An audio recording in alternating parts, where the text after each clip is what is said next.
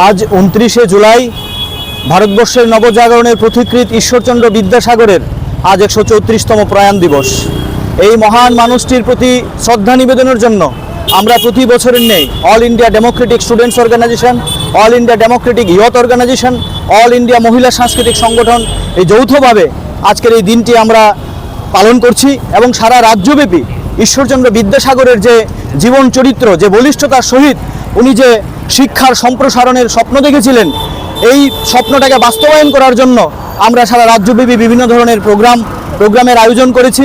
উনি সেই সময়ে যে প্রচলিত যে ধ্যান ধারণা, প্রচলিত কুসংস্কার, সামন্তী সমাজের বিরুদ্ধে ওনার যে বলিষ্ঠ পদক্ষেপ, সেই পদক্ষেপকে আজকের দিনেও যে স্বপ্ন, তাকে আজকে আমাদের বলিষ্ঠতার সহিত তার প্রতিবাদে যেতে হবে।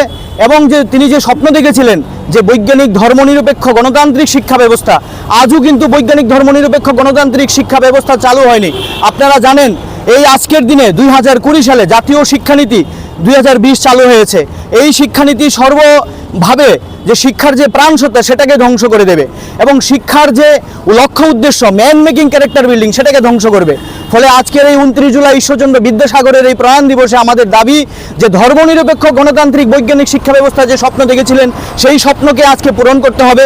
আজকেও যে জাতপাতের লড়াই, ধনীদের দ্বারা গরিব মানুষের যে শোষণ চলছে, ধর্মীয় উন্মাদনা, রাজনীতি, সমাজনীতি সম্পর্কে সাধারণ মানুষের যে জীবন জীবিকা আজ সর্বাত্মক আক্রমণ, সেই সর্বাত্মক আক্রমণকে যদি আজকে ঈশ্বরচন্দ্র বিদ্যাসাগরের সে বলিষ্ঠ চরিত্র থেকে আমাদের শিক্ষা নিয়ে আমাদের সামনে এগিয়ে যেতে হবে, সেই আহ্বান রেখেই আমরা ছাত্র যুব সংগঠন এই ঈশ্বরচন্দ্র বিদ্যাসাগরের এই বলিষ্ঠ মনোভাবকে আমরা বুকে বহন করে আমরা চলছি এবং সেই স্বপ্নকে সার্থক করার জন্যই আমরা আজকে এখানে সমবেত হয়েছি। আমি রামপ্রসাদ আচার্য, রাজ্য সভাপতি AIDSO। আমাদের এই অনুষ্ঠান সংক্ষিপ্তভাবে এখনই আমরা শুরু করতে চলেছি।